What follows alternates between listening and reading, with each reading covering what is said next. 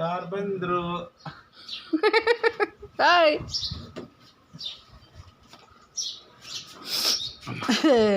ದೇವರೇ. ಹಾಂ ಲಕ್ಕಿ, ಓಯ್ ನೋಡಲ್ಲಿ ಹೆಂಗೆ ನಡುಗ್ತಿದ್ದೀವಿ, ಹೊಟ್ಟೆಲ್ಲ ಒಳಿಕೊಂಡೋಗಿ. ಯಾರು ಕಚ್ಚಿಲ್ವಾ?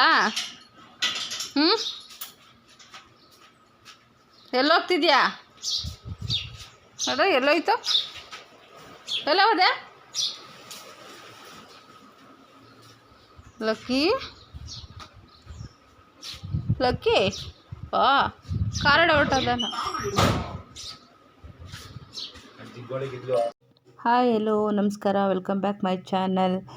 ಇವತ್ತು ಲಕ್ಕಿ ಮತ್ತೆ ವಾಪಸ್ ಬಂದು, ನಾನು ಹಿಂದಿನ ವೀಡಿಯೋದಲ್ಲೇ ಹೇಳಿದ್ನಲ್ಲ, ಅವಳನ್ನ ಕೊಟ್ಬಿಡ್ತೀವಿ ವಾಪಸ್ಸು, ಆಗಲ್ಲ ಮನೆ ನೋಡ್ಕೊಳ್ಳೋದಕ್ಕೆ ಅಂದ್ಬಿಟ್ಟು.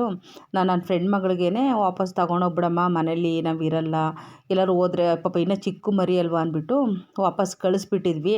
ಆದರೆ ಅವಳು ಮತ್ತೆ ಬಂದಿದ್ದಾಳೆ, ಋಣಾನು ಬಂದನೇನೋ ಗೊತ್ತಿಲ್ಲ. ಅದನ್ನು ಅವಳು ಬಂದಿದ್ದು ಒಂದು ರೀತಿ ಖುಷಿನೇ, ಆದರೆ ಎಷ್ಟು ಬೇಜಾರು ಅಂದರೆ ನಮ್ಮ ಮೇಲೆ ನಮಗೇನೆ ನಾವು ಏನಪ್ಪ ಮನುಷ್ಯತ್ವ ಮರ್ತ್ಬಿಟ್ವಾ ಅಂತ ನನ್ನ ಮೇಲೆ ಬೇಜಾರಾಗುತ್ತೆ. ಯಾಕಂದ್ರೆ ನಾನೇನೋ ಹೇಳಿ ಕಳಿಸ್ದೆ, ಆದರೆ ಅಲ್ಲೇನೋ ಆಗ್ಬಿಡ್ತು. ಅವಳು ಅವತ್ತು ನಮ್ಮ ಮನೆಗೆ ಬಿಡಬೇಕಾದ್ರೇ ವಾಪಸ್ ಕರ್ಕೊಂಡೋಗೋಣ ಅಂತ ಹಠ ಮಾಡ್ತಿದ್ಲು. ನನ್ನ ಫ್ರೆಂಡು ಮನೆಗೆ ಕರ್ಕೊಂಬಂದ್ರೆ ಸರಿ ಇಲ್ಲ ಅಂತ ಸುಮ್ಮನೆ ಬೈಕೆ ಎದುರಿಸಿದ್ಲು. ಇನ್ನು ನಾನು ಬೇಜಾರು ಮಾಡ್ಕೊತೀನಿ ಕೊಟ್ಬಿಟ್ಟು ಈಸ್ಕೊಂಡ್ರೆ ಅಂದ್ಬಿಟ್ಟು. ನಾನೇನು ಮಾಡಿದೆ, ನೋಡ್ಕೊಳಕ್ಕಾಗಲ್ಲ ಅಂದ್ಬಿಟ್ಟು ಒಂದು ವಾರ ಎಲ್ಲ ಇಟ್ಕೊಂಡ್ವಲ್ಲ, ಗೊತ್ತಾಯ್ತು ಎಲ್ಲೇ ಹೋದ್ರೂ ಇವಳು ಬಿಡಲ್ಲ, ಕಿರ್ಚುತ್ತಾ ಇರ್ತಾಳೆ ನಾವು ಹೊರಟೋದ್ರೆ ಅಂದ್ಬಿಟ್ಟು. ತೊಗೊಂಡೋಗ್ಬಿಡು ನೀನೇ ನೋಡ್ಕೊ, ಹೇಗೂ ನಿನಗೆ ಇಷ್ಟ ಅಲ್ವ ಅಂದ್ಬಿಟ್ಟೆ. ಅವಳು ಸರಿ ಅಂದ್ಬಿಟ್ಟು ತೊಗೊಂಡೋದ್ಮೇಲೆ ಅವ್ರ ಅಮ್ಮನ ಭಯ ಪಟ್ಬಿಟ್ಟು ಏನು ಮಾಡಿದ್ದಾಳೆ, ರೋಡಲ್ಲಿ ಬಿಟ್ಟು ಹೊರಟೋಗ್ಬಿಟ್ಟಿದ್ದಾಳೆ. ರೋಡಲ್ಲಿ ಅಂದರೆ ಜನ ಇರೋ ಕಡೆನೂ ಬಿಟ್ಟಿಲ್ಲ ಅವಳು, ಈ ಖಾಲಿ ಜಾಗ ಇದ್ದು ಗಿಡ ಎಲ್ಲ ಬೆಳ್ಕೊಂಡಿರ್ತಾವಲ್ಲ ಅಲ್ಲಿ ಬಿಟ್ಬಿಟ್ಟಿದ್ದಾಳೆ. ಬೈಕ್ ಮನೆಗೆ ಹೇಗೆ ತೊಗೊಂಡೋಗೋದು ಏನು ಅಂದ್ಬಿಟ್ಟು ಬಿಟ್ಬಿಟ್ಟು ಒಂದೇ ದಿನ ಅಷ್ಟೇ ಅವಳು ನಮ್ಮಿಂದ ಮಿಸ್ ಆಗಿದ್ದು, ಜಾಸ್ತಿ ದಿನ ಅಲ್ಲ. ಇವತ್ತು ಕಳಿಸ್ದೆ, ಅದ್ರ ಬೆಳಿಗ್ಗೆಗೆ ಯೋಗೋರು ಆ ರೋಡಿಗೆ ಹೋಗೋದೇ ಇಲ್ಲ ಯಾವತ್ತೂ ಕೂಡ. ಸುಮ್ಮನೆ ಆ ರೋಡಿಗೆ ಹೋಗಿದ್ದಾರೆ ಅವತ್ತೇ. ಪಾಪ ಅವಳಿಗೆ ಹೆಂಗಾಗಿದೆ ಅಂದರೆ ನಮ್ಮನ್ನು ನೋಡಿದ್ಲಲ್ಲ, ಕುಯ್ ಅಂದ್ಕೊಂಡು ಹಿಂದೆ ಬಂದಿದ್ದಾಳೆ ಅಲ್ಲಿಂದ. ಅಂದರೆ ಅವಳಿಗೆ ಮೋರಿ ಇತ್ತಂತೆ ಚಿಕ್ಕದೊಂದು, ಅದು ಜಂಪ್ ಮಾಡೋಕ್ಕಾಗ್ತಾ ಇರಲಿಲ್ಲ. ಅಲ್ಲಿ ಸೌಂಡ್ ಮಾಡಿದ್ದಾಳೆ, ಯೋಗೋರು ಇದೇನಿದು ಯಾವುದೋ ನಾಯಿ ನಮ್ಮನ್ನು ಕರಿತಾ ಇದೆಯಲ್ಲ ಅಂದ್ಬಿಟ್ಟು ತಿರುಗಿ ನೋಡಿದ್ರೆ ಪಾಪ ನಮ್ಮ ಲಕ್ಕಿನೇ. ನಮ್ಗೆ ತುಂಬ ಬೇಜಾರಾಗೋಯ್ತು, ಹೆಸರಿಟ್ಟು ಅಷ್ಟೆಲ್ಲ ಚೆನ್ನಾಗಿ ನೋಡಿಕೊಂಡು. ನಾನು ಅಂದ್ಕೊಂಡೆ ಅಲ್ಲಿರ್ತಾಳೆ ಚೆನ್ನಾಗಿರ್ತಾಳೆ ಅಂದ್ಬಿಟ್ಟು ವಾಪಸ್ ಕಳಿಸ್ದೆ ಅಷ್ಟೇ. ಅದು ನೋಡಿದ್ರೆ ಅವಳು ಆ ಥರ ಬಿಟ್ಟು ಹೊರಟೋಗಿದ್ದಾಳೆ. ಒಂದು ದಿನ ನೈಟು ಅದು ಹೇಗಿದ್ಲು ಆ ಕತ್ಲೇಲಿ ಏನೋ ಒಂದೂ ಅರ್ಥನೇ ಆಗ್ತಿಲ್ಲ. ನಿಜವಾಗ್ಲೂ ತುಂಬ ಬೇಜಾರಾಗೋಯ್ತು. ಪಾಪ ನಾಯಿಗಳೆಲ್ಲ ಕಾಲಿಗೇನೋ ಕಚ್ಚಿಬಿಟ್ಟಿದ್ದಾವೆ, ಗಾಯ ಆಗ್ಬಿಟ್ಟಿದೆ. ಆಮೇಲೆ ಹುಲ್ಲು ಅದೆಲ್ಲ ಸ್ಮೆಲ್ ಬರ್ತಾಯಿದ್ದು, ಸಿಕ್ಕಾಪಟ್ಟೆ ಸ್ಮೆಲ್ ಬರ್ತಿದ್ದು. ಅದಕ್ಕೆ ಬಂದ ತಕ್ಷಣ ಸ್ನಾನ ಮಾಡಿಸಿ ಮತ್ತು ಮನೆ ಒಳಗಡೆ ಬಂದ ತಕ್ಷಣ ಶುಚಿ ಮಾಡಿಬಿಟ್ಲು. ಅವರು ಕೂಡ ನೆಲೆಲ್ಲ ಒರೆಸಿ ಮನೆ ಸ್ಪ್ರೇ ಮಾಡಿ. ನಮಗೆಷ್ಟು ನನ್ನ ಮೇಲೆ ಇಷ್ಟು ಬೇಜಾರು ನನಗೆ ಯಾವತ್ತೂ ಆಗಿರಲಿಲ್ಲ. ನಾನು ಆ ಹುಡುಗಿ ಕೈಲಿ ಕೊಟ್ಟು ಕಳಿಸ್ಬಾರ್ದಾಗಿತ್ತೇನೋ, ಅವಳು ಅವ್ರ ಅಮ್ಮನ ಭಯ ಪಟ್ಕೊಂಡು ಹಿಂಗೆ ಮಾಡಿ. ಯಾಕಂದರೆ ಒಂದು ಜೀವ ಒಂದು ರಾತ್ರಿ ಎಲ್ಲ, ಯಾಕಂದರೆ ಈಗ ಮನೆ ಒಡೆ ಬೆಳೆದ್ಬಿಟ್ಟು ರೋಡಿಗೆ ಹೋಗಿ ಇರಬೇಕು ಅಂದರೆ ಒಂಥರ ಬೇಜಾರಾಗ್ಬಿಡುತ್ತಲ್ಲ. ಅಡುಗೆ ಮಾಡೋದು ನಾನು, ಊಟ ಹಾಕೋದು ನಾನು, ಹಾಂ ನೀನು ಇರಲಿ ಅಂತ ಫೀಲ್ ಮಾಡಿ ಪಾಪ ಅನ್ನೋಳು ನಾನು. ಅದು ನೀನು ಹೋಗಿ ಕಚ್ಕೊಳ್ಳೋದು ಯಾರನ್ನ ಹೇಳು ಲಕ್ಕಿ? ಯಾರನ್ನೋ ಕಚ್ಕೊಳ್ಳೋದು ನೀನು?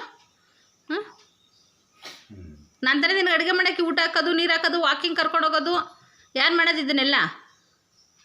ಡೌರಾಣಿ ಹಾಂ ಪಚ್ಚ ತೊಟ್ಲು ಕಟ್ಟಪ್ಪ, ತೊಟ್ಲು ಬೇಕಮ್ಮ ನಿಂಗೆ ಲಕ್ಕಿ? ಇನ್ನೂ ಸ್ವಲ್ಪ ದಿನ ಅಂತಾಳೆ, ಹುಷ್ ಅಂತಾಳೆ. ಈಗಲೇ ಅತಿ ಆಗ್ಬಿಟ್ಟಾಳೆ ಅವಳು 2-3 ದಿನಕ್ಕೇನೆ. ಫಸ್ಟು ಬಂದಾಗ ಈ ಕೇರ್ ಇರಲಿಲ್ಲ, ಪ್ರೀತಿ ಇರಲಿಲ್ಲ. ಯಾವಾಗ ಒಂದಿನ ಗ್ಯಾಪ್ ತಗೊಂಡು ಬಂದು ಲವ್ ಜಾಸ್ತಿ ಆಗೋಯ್ತಲ್ಲ ದಿನಗಳ ಮೇಲೆ. ಹಂಗೇನೆ ಮನುಷ್ಯರಲ್ಲಿ ಯಾರನ್ನ ಒಂದಿನ ಮಿಸ್ ಮಾಡ್ಕೊಂಡ್ರೆ ಅವ್ರ ವ್ಯಾಲ್ಯೂ ಗೊತ್ತಾಗೋದು. ಆದರೂ ಅದ್ರ ಮೇಲೆ ಪ್ರೀತಿ ಇತ್ತು, ಆದರೆ ಸ್ವಲ್ಪ ಗದ್ರುತ್ತಿದ್ದೆ ಫಸ್ಟ್ ಮಾಡ್ತಿದ್ದೆ. ಒಂದೇ ಒಂದಿನ ಅವಳು ಮನೆಯಿಂದ ಹೊರಗೆ ಹೋದ ತಕ್ಷಣ ಏನು ಹೇಳು ಚೇಂಜ್ ಆಗಿಬಿಟ್ಟೆ ಫುಲ್ಲು. ಇವಾಗ ಅವಳು ಏನೇ ಮಾಡಿದ್ರು ಮಗು ಅಲ್ವಾ ಬಿಡು ಅಂತ ನಡ್ಡವ್ ಮಾಡ್ತೀಯ. ಅದು ಮುಂಚೆ ಗೊತ್ತಿರ್ಲಿಲ್ವಾ? ಒಂದಿನದಲ್ಲಿ ಗೊತ್ತಾಗೋಯ್ತಾ? ಅವಾಗ ಏನಾದ್ರು ಕಚ್ಚಾಗ್ತಿರ್ತವೆ ಅಥವಾ ಗಲೀಜು ಮಾಡ್ತಿರ್ತವೆ, ಮಾಡೋ ಟೈಮಲ್ಲಿ ಹೊಡೆದ್ರೆ ಬುದ್ಧಿ ಕಲಿಯವು. ಅಯ್ಯೋ ಪಾಪ ಏನು ಕೊಡಿಯೋಣ ಅನ್ಸುತ್ತೆ ಅಷ್ಟೇ. ಅದಕ್ಕೆ ಅದು ಎಲ್ಲರೂ ಹೇಳೋದು, ನಾನು ಇಲ್ದಾಗ ಗೊತ್ತಾಗುತ್ತೆ ನನ್ನ ಬೆಲೆ ಅಂತ. ನೋಡಿ ಅವಳು ಒಂದಿನ ಇಲ್ದೇ ಅದಕ್ಕೆ ಬೆಲೆ ಗೊತ್ತಾಯ್ತು ನಿನಗೆ. ಅದು ಬದಲಾಗಿದೆ ಸ್ವಲ್ಪ. ಹಾಂ ಬದಲಾಗೋಳು ಒಂದಿನ ಹೋಗಿ ಬಂದಮೇಲೆ ಫುಲ್ ತೀಟೆ. ಅವಳು ಒಂದೇ ದಿನಕ್ಕೆ ನೋಡಿ ಹೇಳಿದ ಮಾತು ಕೇಳ್ತಾಳೆ ಅಲ್ಲ ಸ್ವಲ್ಪ. ಯಾಕಂದರೆ ಅವಳಿಗೂ ರೋಡಲ್ಲಿ ಅನುಭವ ಆಯ್ತಲ್ಲ, ರೋಡಲ್ಲಿ ಬಿಟ್ಟರೆ ಮುಗಿದ ಕತೆ ಅಂತ. ಅದಕ್ಕೆ ತಿನ್ನಬಾರ್ದು ಹಿಂಗೆ ಬೇಳೆ ಹೊಡಿಬಾರ್ದು, ಹಿಂಗೆ ಅನ್ಬೇಕು ತಿನ್ನಬಾರ್ದು ಅಂತ. ಐ ತಿನ್ಬಾರ್ದು, ಲಕ್ಕಿ ತಿನ್ಬಾರ್ದು. ಕೂತ್ಕೋ ಕೂತ್. ಹಂಗೆ ಮಾಡ್ತಾಯಿರು ಒಂದು ಸಲ. ವಿಸಿಲಿನ ತಣ್ಣಗಾಗಬೇಕಲ್ಲ, ಪ್ರಾಕ್ಟೀಸ್ ಮಾಡ್ಸೋಣ. ಕೂತ್ಕೋ, ತಿನ್ಬಾರ್ದು. ನೋಡು ನೋಡು. ಲಕ್ಕಿ ತಿನ್ನಬಾರ್ದು, ಏಟು. ನೋ ಲಕ್ಕಿ, ಬೆಳ್ಳಿಂಗನು ಅವಳಿಗೆ ಗೊತ್ತಾಗುತ್ತೆ. ನೋ ತಿನ್ನಬಾರ್ದು ಅವಳು ಬಾಯಕ್ಕೆ ಬಂದಾಗ. ಲಕ್ಕಿ ತಿನ್ಬಾರ್ದು. ಐ ಲಕ್ಕಿ ಕೂರು ಕೂರು. ಇಡು ಮುಂದೆ.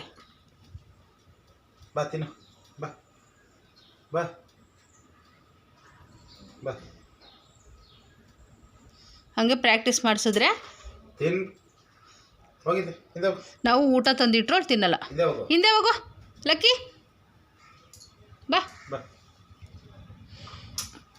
ತಿನ್ಬಾರ್ದು. ಡೈಲಿ ಒಂದು ವಾರ ಹಂಗೆ ಮಾಡ್ರೆ ಸಾಕು. ಐ ಕುಚ್ಚ ಸುಮ್ ಕುಚ್ಚ. ಕೂರು ಸುಮ್ಮನೆ, ಕೂರು ಸುಮ್ಮನೆ. ಹೊಡಿತೀನಿ ಹೊಡಿತೀನಿ. ತಿನ್ನು, ತಿನ್ನಲಿ ಬಿಡು. ಹಿಂಗೆ ಮಾಡಿಬಿಟ್ರೆ ರೂಢಿ ಬರ್ತಾಳೆ. ನಾವು ಹೇಳೋವರೆಗೂ ಏನು ತಿನ್ನಲ್ಲ ಆಮೇಲೆ. ಇವೆಲ್ಲ ಸ್ವಲ್ಪ ಬಂದಲ್ಲ, ಒಂದೆರಡು ಸಲ ಸುಮ್ಮನೆ ಕೂತ್ಕೊಂಡಲ್ಲ.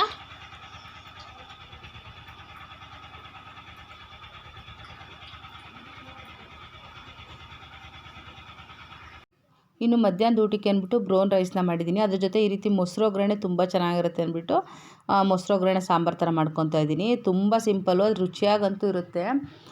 ಒಂದು ಮಡಿಕೆಯಲ್ಲಿ ಮಾಡ್ಕೊತಾ ಇದ್ದೀನಿ. ಒಗ್ಗರಣೆಗೆ ಸಾಸಿವೆ, ಜೀರಿಗೆ, ಒಣಮೆಣ್ಸಿನ್ಕಾಯಿ, ಈರುಳ್ಳಿ, ಕರಿಬೇವು ಇದನ್ನೆಲ್ಲ ಹಾಕಿ ಬಾಡಿಸ್ಕೊಬಿಡೋದು. ಮೊಸರನ್ನ ಸ್ವಲ್ಪ ಬೀಟ್ ಮಾಡ್ಕೊಳ್ಳೋದು ಅಷ್ಟೇ. ಇದಕ್ಕೆ ಸ್ವಲ್ಪ ಅರಿಶಿನ ಪುಡಿ, ಚಿಲ್ಲಿ ಪೌಡ್ರು, ರುಚಿಗೆ ತಕ್ಕಷ್ಟು ಉಪ್ಪು ಇದಿಷ್ಟನ್ನ ಹಾಕ್ಕೊಂಡು ಮಿಕ್ಸ್ ಮಾಡ್ಕೊಂಬಿಡೋದು. ಗ್ಯಾಸ್ನ ಈರುಳ್ಳಿ ಎಲ್ಲ ಚೆನ್ನಾಗಿ ಫ್ರೈ ಆಗಿ ಈ ಚಿಲ್ಲಿ ಪೌಡ್ರ್ ಹಾಕಿರ್ತೀರ ಸ್ವಲ್ಪ ಘಾಟೆಲ್ಲ ಹೋದ್ಮೇಲೆ ಗ್ಯಾಸ್ ಆಫ್ ಮಾಡಿಕೊಂಡು ಮೊಸರನ್ನ ಸೇರಿಸ್ಕೊಂಡು ಲಾಸ್ಟಲ್ಲಿ ಸ್ವಲ್ಪ ಕೊತ್ತಂಬರಿ ಸೊಪ್ಪು ಹಾಕ್ಕೊಳ್ಳೋದು. ತುಂಬ ರುಚಿಯಾಗಿರುತ್ತೆ. ಅದರಲ್ಲೂ ನಾರ್ಮಲ್ ರೈಸ್ಗಿನ್ನ ಈ ಕುಸ್ಲಕ್ಕಿ ಬ್ರೌನ್ ರೈಸಲ್ಲಿ ಮಾಡ್ತಾರಲ್ಲ ಅದಕ್ಕಂತೂ ತುಂಬ ಚೆನ್ನಾಗಿರುತ್ತೆ. ಒಂದು ಸಲ ಟ್ರೈ ಮಾಡಿ. ಈ ಅಡುಗೆ ಮಾಡೋಕ್ಕೆ ಇಂಟ್ರೆಸ್ಟ್ ಇಲ್ಲ ಅಂದಾಗ ಮಧ್ಯಾಹ್ನ ಟೈಮ್ ಸ್ವಲ್ಪ ಬೇಗ ಕ್ವಿಕ್ಕಾಗಬೇಕು, ಈ ಬಿಸಿಲಲ್ಲೂ ಕೂಡ ಅಡುಗೆ ಮಾಡೋದಕ್ಕೆ ಇಷ್ಟ ಆಗಲ್ಲ ಅಂದಾಗ ರುಚಿಯಾಗಿ ಸಿಂಪಲಾಗಿ ಮಾಡ್ಕೊಬೋದು. ಇನ್ನು ಮಧ್ಯಾಹ್ನದ ಊಟಕ್ಕೆ ಇದನ್ನು ಮುಗಿಸ್ಕೊಂಡು ಇನ್ನು ಲಕ್ಕಿಗೆ ನಾನು ಯೂಟ್ಯೂಬ್ನ ನೋಡಿ ಟ್ರೈನಿಂಗ್ ಕೊಡ್ತಾಯಿದ್ದೀನಿ. ಅಂದರೆ ಅವಳು ಯಾವ ರೀತಿ ಊಟ ಮಾಡಬೇಕು, ಮನೆಯೊಡೆ ಚುಚ್ಚು ಮಾಡಬಾರ್ದು, ನಾವು ಕರೆದಾಗ ಸಣ್ಣ ಪುಟ್ಟದು ನನಗೆ ತಿಳಿದಂಗೆ ಅವಳಿಗೆ ಎಲ್ಲನೂ ಹೇಳ್ಕೊಡೋದಕ್ಕೆ ಟ್ರೈ ಮಾಡ್ತಾಯಿದ್ದೀನಿ. ಇನ್ಮೇಲೆ ಕೊಡೋದು ಗಿಡೋದು ಏನು ಮಾತೇ ಇಲ್ಲ. ಯಾಕಂದರೆ ಅವಳು ಹೋಗಿ ಗುರುವಾರ ನಮ್ಮ ಮನೆಗೆ ಬಂದಿದ್ದು, ಬುಧವಾರ ನಾನು ಕಳಿಸ್ದೆ. ಅಂದರೆ ಒಂದು ವಾರ ಇಟ್ಕೊಂಡು ಬುಧವಾರ ಕಳಿಸ್ದೆ. ಮತ್ತೆ ಅವಳು ನಮಗೆ ಗುರುವಾರನೇ ಸಿಕ್ಕಿದ್ದಾಳೆ. ಅಂದರೆ ಇಲ್ಲೇನೋ ನನಗೆ ಅನ್ಸೋದು ಯಾವುದು ಯಾರ ಹತ್ರ ಇರಬೇಕು ಅಂತ ಫಸ್ಟೇ ಇದಾಗಿರುತ್ತೆ. ನಾವು ಬೇಕು ಬೇಡ ಅಂದ್ರೂ ಕೂಡ ಅಷ್ಟೇ. ನಾವು ಹೇಳ್ದಂಗೆ ನಾನು ಬಯಸೂ ಇರಲಿಲ್ಲ. ಅವಳಾಗಿ ಅವಳು ಬಂದು ಮತ್ತೆ ಏನೋ ಬೇಡ ಅಂದ್ಬಿಟ್ಟು ಕಳಿಸ್ದೆ. ಈಗ ಮತ್ತೆ ಅವಳೇ ನಮ್ಮನ್ನು ಹುಡುಕೊಂಬಂದಿದ್ದಾಳೆ. ಅಂದರೆ ಏನೋ ಒಂದು ಋಣ ಇದೆ ಅವಳಿಗೂ ನಮಗೂ. ಇನ್ಮೇಲೆ ಏನೇ ಕಷ್ಟ ಆಗಲಿ ಏನೇ ಆಗಲಿ ಅಕಸ್ಮಾತ್ ಆಗು 2-3 ದಿನ ಎಲ್ಲಾದರೂ ಹೋಗ್ಬೇಕಂದ್ರೂ ಅವಳನ್ನ ನೋಡ್ಕೊಳ್ಳೋಂಥವ್ರನ್ನ ಹುಡುಕಿ ಒಂದು ದಾರಿ ಮಾಡಿ ಹೋಗಬೇಕು. ಇನ್ಮೇಲೆ ನಮ್ಮ ಜೊತೆನೇ ಇಟ್ಕೊಬೇಕು ಏನೇ ಆದರೂ ಅಂತ ಡಿಸೈಡ್ ಮಾಡಿದ್ದೀವಿ. ಇನ್ನು ಊಟ ಎಲ್ಲ ಆದಮೇಲೆ ಸಂಜೆ ಸ್ವಲ್ಪ ಹೊರಗಡೆ ಕಸ ಎಲ್ಲ ಹೊಡೆದು ಬಾಗಿಲಿಗೆಲ್ಲ ನೀರು ಹಾಕ್ಬಿಡ್ತೀನಿ ಸಂಜೆ ಟೈಮು. ಆಮೇಲೆ ಸ್ವಲ್ಪ ನುಗ್ಗೆ ಸೊಪ್ಪು ತೊಗೊಂಬಂದಿದ್ರು. 1 ಕಟ್ ತೊಗೊಂಬನ್ನಿ ಅಂದರೆ 2 ಕಟ್ ತಂದಿದ್ರು. ಅದನ್ನು ಒಂದು ವೇಲಲ್ಲಿ ಸುತ್ತಿಟ್ಬಿಟ್ಟಿದೆ ಕಾಟನಲ್ಲಿ. ಸಂಜೆ ಬಿಡಿಸ್ಕೊಳ್ಳೋಣ ಅಂದ್ಬಿಟ್ಟು ಬಿಡಿಸೋದು ಏನಿಲ್ಲ. ಈ ರೀತಿ ನುಗ್ಗೆ ಸೊಪ್ಪನ್ನ ಬೆಳಿಗ್ಗೆ ತಂದರೆ ಮಧ್ಯಾಹ್ನನೋ ಇಲ್ಲ ಸಂಜೆವರೆಗೂ ಈ ಥರ ಸುತ್ತಿಟ್ಬಿಟ್ರೆ ಅದೇ ಎಲೆ ಎಲ್ಲ ಉದುರಿಬಿಟ್ಟಿರುತ್ತೆ. ನಾವು ಸುಮ್ಮನೆ ಕಡ್ಡಿ ಹಿಡ್ಕೊಂಡು ಸ್ವಲ್ಪ ಇದು ಮಾಡಿದ್ರೆ ಸಾಕು ಫುಲ್ಲು ಎಲೆ ಎಲ್ಲ ಬಂದುಬಿಡುತ್ತೆ. ಇನ್ನು 2 ಕಟ್ಟು ಜಾಸ್ತಿನೇ ಆಗುತ್ತೆ. ಇದನ್ನು ಫ್ರಿಜ್ಜಲ್ಲಿ ಜಾಸ್ತಿ ದಿನ ಇಡೋಕ್ಕೂ ಆಗೋಲ್ಲ. ಒಂಥರ ಬಿಡುತ್ತೆ, ಮೆತ್ತಗೆ ಕಪ್ಪು ಆಗ್ಬಿಡುತ್ತೆ ಎಲೆ. 1 ದಿನ 2 ದಿನದಲ್ಲಿ ಮಾಡ್ಕೊಬೇಕು. ಇದು ಜಾಸ್ತಿನೇ ಆಯಿತು. ಎಷ್ಟಾಗುತ್ತೋ ಅಷ್ಟು ಬಿಡಿಸ್ಬಿಟ್ಟು ಇನ್ನು ಉಳಿದಿದ್ದೆಲ್ಲ ಬಿಸಾಕ್ಬೇಡ ಕಡ್ಡಿ ಅಂದ್ಬಿಟ್ಟು ಇದು ಮಾಡಿದೆ. ಈಗ ಅಷ್ಟು ಕಷ್ಟಪಟ್ಟು ಬಿಡಿಸಿ ಇಟ್ಟು ಅದು ಮಾಡೋದಕ್ಕೂ ಆಗೋಲ್ಲ ಏನಿಲ್ಲ. ನಾವು ಮಾಡೋದೇ ಒಂದು 2-3 ರೆಸಿಪಿ ಇದ್ರಲ್ಲಿ ಮಾಡಬೇಕು. ಅದು ಒಂದೇ ದಿನ ಅದನ್ನೇ ತಿನ್ನೋದಕ್ಕೆ ಬೇಜಾರಾಗುತ್ತೆ. 1 ಕಟ್ ತಂದರೆ ಒಂದು ಪಲ್ಯ ಒಂದು ಸಾಂಬಾರಿಗಾಗುತ್ತೆ. ಹೇಳಿದ್ರೆ 2 ಕಟ್ ತರ್ತಾರೆ. ಇವಳಿಗೇನಂದರೆ ಎಲ್ಲ ಸೊಪ್ಪು ಎಲೆ ಎಲ್ಲ ತಿಂತಿರಬೇಕು. ಲಕ್ಕಿಗೆ ನುಗ್ಗೆ ಸೊಪ್ಪು ತಿನ್ನು ಅಂದ್ರೂ ತಿಂದನೇ ಸುಮ್ಮನೆ ಆಗಿದ್ದಾಳೆ. ಇನ್ನು ಸಂಜೆ ಇದೆಲ್ಲ ಕೆಲಸ ಮುಗಿಸ್ಕೊಂಡು ಡೈಲಿ ಅವಳನ್ನ ವಾಕ್ ಕರ್ಕೊಂಡು ಬರ್ತೀನಿ ಬೆಳಗ್ಗೆ ಸಂಜೆ.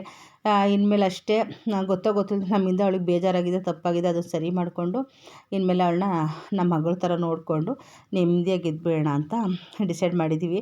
ಇನ್ನು ಇವತ್ತಿನ ವೀಡಿಯೋ ಖಂಡಿತ ಎಲ್ರಿಗೂ ಇಷ್ಟ ಆಗಿದೆ ಅಂದ್ಕೊಳ್ತೀನಿ. ವೀಡಿಯೋ ಇಷ್ಟ ಪ್ಲೀಸ್ ಒಂದು ಲೈಕ್ ಮಾಡಿ, ಕಮೆಂಟ್ಸ್ ಮಾಡಿ. ಹೊಸ್ದಾಗಿ ನೋಡ್ತಾ ಇರೋ ಸಬ್ಸ್ಕ್ರೈಬ್ ಮಾಡಿ.